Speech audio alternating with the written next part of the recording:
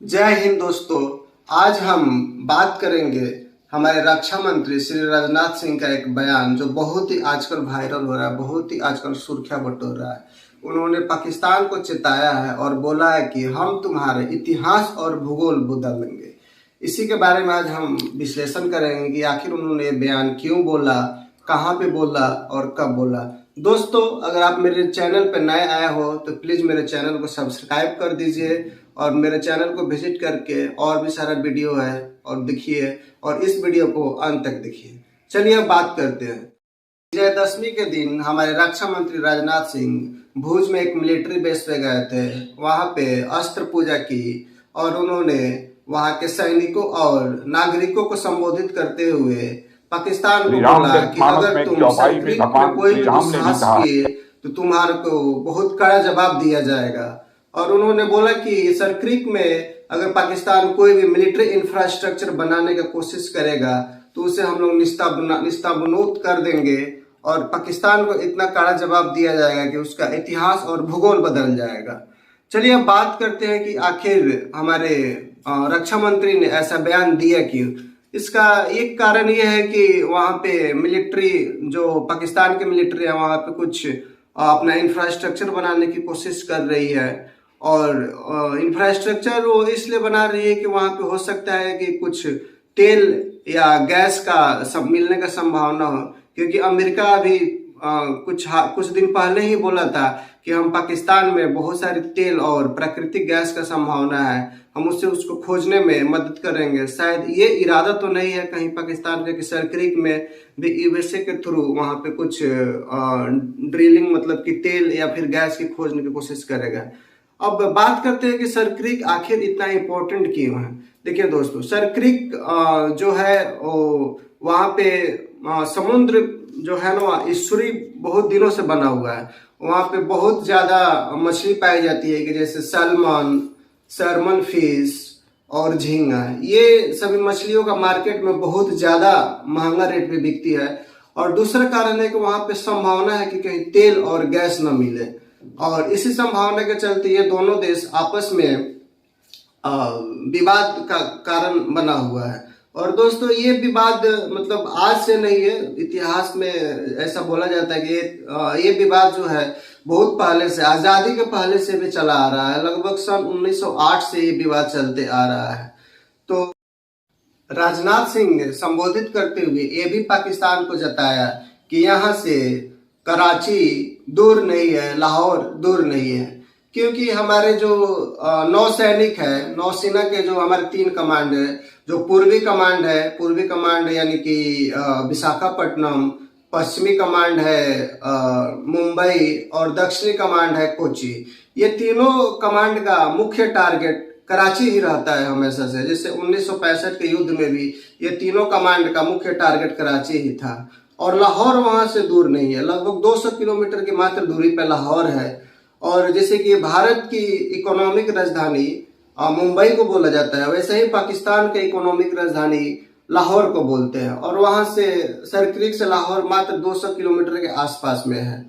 और ऑपरेशन सिंदूर के दौरान भी पाकिस्तान वालों ने सरक्रिक में ड्रोन हमले करने की कोशिश की थी, वहां के लोगों को टारगेट करने का कोशिश किया था। लेकिन हमारे जो डिफेंस सिस्टम थे, जैसे कि S-400 या फिर आकाशदीप, ये हमारे जो स्वदेशी डिफेंस सिस्टम थे, उन लोगों को न्यूट्रलाइज किया। और भारत ने बताया कि तुम यहाँ पे कुछ हिमाकत कर रहे हो, तो भारत ने फिर सरक्रिक से जवाब भी दिया था ऑपरेशन सिंदूर के दौरान। और ऑपरेशन सिंदूर में दोस्तों एक मैसेज ये भी आया ऑपरेशन सिंदूर के बाद कि हम चाहे तो हम अपने टाइम के अनुसार, हम अपने समय पे पाकिस्तान के किसी भी क्षेत्र में हम हमला कर सकते हैं। दोस्तों, क्रिक के बारे में बता देते हैं कि क्रिक क्या होता है। क्रिक एक संकीर्ण क्षेत्र होता है धरती का, जहाँ पे समुद्र का पानी अंदर चला जाता है। और ये अगर थोड़ा सा चौड़ा हो गया तो इसको हम बोल देते हैं कि ये खाड़ी हो गया, और इससे ज्यादा चौड़ा हो गया तो हम इसको गल्फ बोल देते हैं। और ये जो सरक्रिक है हमारा, वो लगभग 96 किलोमीटर लंबा क्षेत्र है। और इस क्षेत्र के लिए ही विवाद बहुत दिन से बढ़ा हुआ है। और ये क्रिक में जो लो टाइड होता है, हाई टाइड होता है, उसके चलते वहां पे पानी चला जाता है हाई टाइड के चलते, और लो टाइड के चलते वहां पे पानी निकल जाता, लो टाइड के चलते पानी बाहर आ जाता है। और वहाँ की भूमि जो है वहाँ की दलदली भूमि होती है, मतलब कि जब कोई भी आदमी जाता है कब धंस कर नीचे चला जाए उसका कोई मतलब गारंटी नहीं है। जैसे कि हमारे बहुत सारे मछुआरे वहाँ पे मछली पकड़ने के लिए जाते हैं, तो कई बार उनके साथ हादसा होता है कि वो धंस जाते हैं, जमीन के अंदर चले जाते हैं। या फिर हमारे जो बीएसएफ के जवान है वहाँ पे जो गश्त लगाते हैं, उन लोगों के साथ भी कई बार घटना हो चुका है। सरक्रिक विवाद में भारत और पाकिस्तान का दोनों का अपना अलग अलग मानना है। जैसे कि पाकिस्तान कहता है कि जो सीमा भारत से मिला हुआ है, यानी गुजरात की तरफ से मिला हुआ है, वहां से सीमा बनेगा और उसके बाद का जो क्षेत्र होगा वो पाकिस्तान में आएगा। लेकिन भारत ऐसा नहीं कहता। भारत ये नहीं बोलता है कि जो क्षेत्र सरक्रिक का पाकिस्तान से सटा हुआ वहां से सीमा बनेगा। भारत ये बोलता है कि जैसे कि ये क्षेत्र मान लीजिए कि पाकिस्तान से सटा हुआ है और ये हमारे गुजरात से सटा हुआ है, तो भारत बोलता है कि इसके बीच से जो मध्य लाइन जाएगी इसको सीमा माना जाए। और ये थालबेग का सिद्धांत भी कहता है कि अगर कोई भी जलीय क्षेत्र में जहाँ पे कोई नाव जहाज ले जाया जा सकता है वहां पे अगर सीमा का निर्धारण करना होगा तो मध्य लाइन से गुजरती हुई रेखा को सीमा माना जाएगा। लेकिन पाकिस्तान ये बात नहीं मानता है, थालवे के सिद्धांत को नहीं मानता है।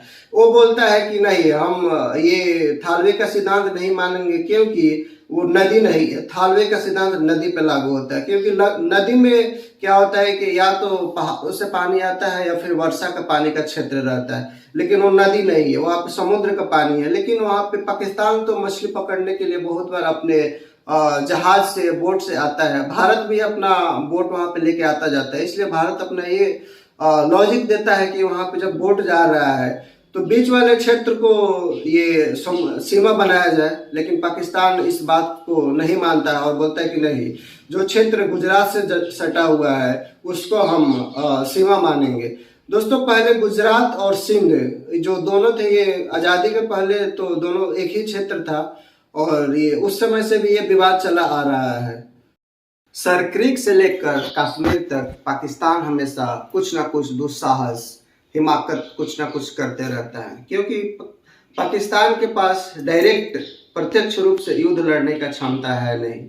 जो सीमा हमारे गुजरात से लेकर कश्मीर तक, यानी गुजरात, पंजाब, राजस्थान और कश्मीर से जुड़ता है, वहाँ पे हमेशा वो कुछ ना कुछ दुस्साहस करते रहता है। वहीं सरक्रिक में एक प्राकृतिक चैलेंजिंग क्षेत्र है, जो दलदलीय क्षेत्र है, वहाँ से पाकिस्तान हमेशा कोशिश करता है आतंकियों को भेजने का, वहाँ से ड्रग्स को भेजने का। ऐसा माना जाता है कि जो कसाब आया था वो वहीं से आया था, सरक्रिक के रास्ते ही वहाँ पे आया था। और कश्मीर में भी वहाँ पे प्राकृतिक चैलेंजिंग, प्राकृतिक दुर्गम रास्ते हैं, वहाँ से भी पाकिस्तान हमेशा कोशिश करता है वहाँ पे भारत में इन्फिल्ट्रेट करने का, यानी आतंकियों को भेजने का। दोस्तों, आप ये शायद बहुत कम ही सुने होंगे कि राजस्थान के जो सीमा से मिलते हैं हमारे बॉर्डर, वहाँ से कोई आतंकी घुसपैठी हुआ, बहुत कम होता है वहाँ से।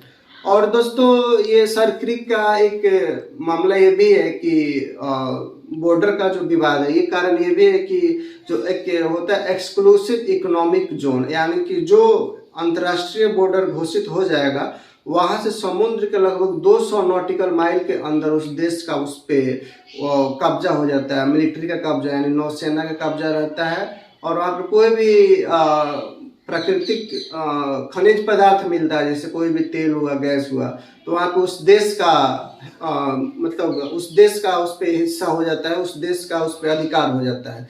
इसलिए पाकिस्तान और भारत इस चीज को विवाद का कारण बना हुआ है कि ये भारत चाहता है कि ये अगर सीमा बीच से हो तो उसके 200 नॉटिकल माइल के बाद तक का जो क्षेत्र होगा वो भारत का हो जाएगा, और वहाँ पे कोई भी खनिज पदार्थ होगा तो भारत का अधिकार हो जाएगा वहाँ पे।